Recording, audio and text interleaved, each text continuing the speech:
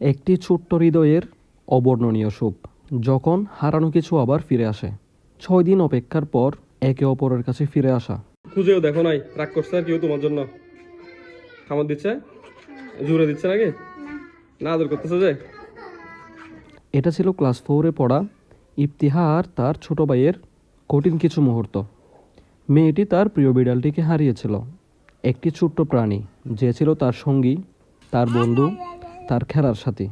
ইতিহা ভেবে নিয়েছিল যে বিড়ালটি মারা গিয়েছে। সে বিশ্বাসই করতে পারছিল না যে বিড়ালটি এখনো বেঁচে আছে।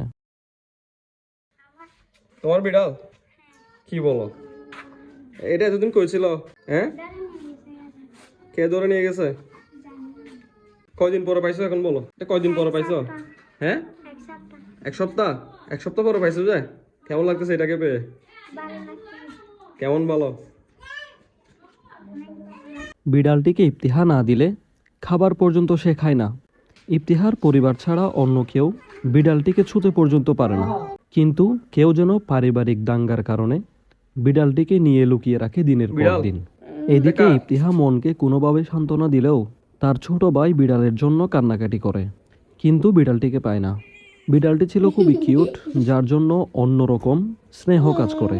তাই হয়তো লুকিয়ে রাখা ব্যক্তিটি বিড়ালটিকে মেরেও ফেলতে পারেনি তার কিউটনেস দেখে। এই পায়ে এগুলো কি? মেহেদি কে দিছে এগুলা?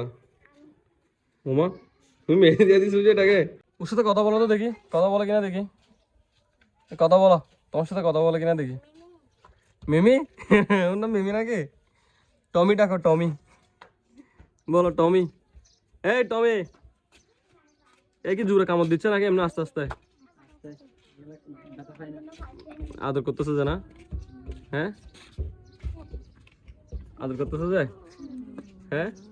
6 দিন বন্দির পর হয়তো কোনোভাবে ছাড়া পেয়ে যায় বিড়ালটি। হয়তো তাকে মারারও চেষ্টা করা হয়েছে। যেহেতু ইফতিহা ছাড়া অন্য কেউ খাবার দিলে সেই বিড়ালটি খায় না, হয়তো খাবার না খাওয়ার ফলে মরে যাওয়ার ভয়েও হয়তো লুকানো ব্যক্তিটি বিড়ালটিকে ছেড়ে দেয়।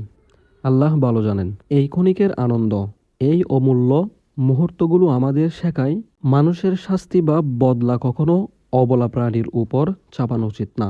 আমাদের উচিত ইফতিহার মতো পশুপ্রেমী হওয়া।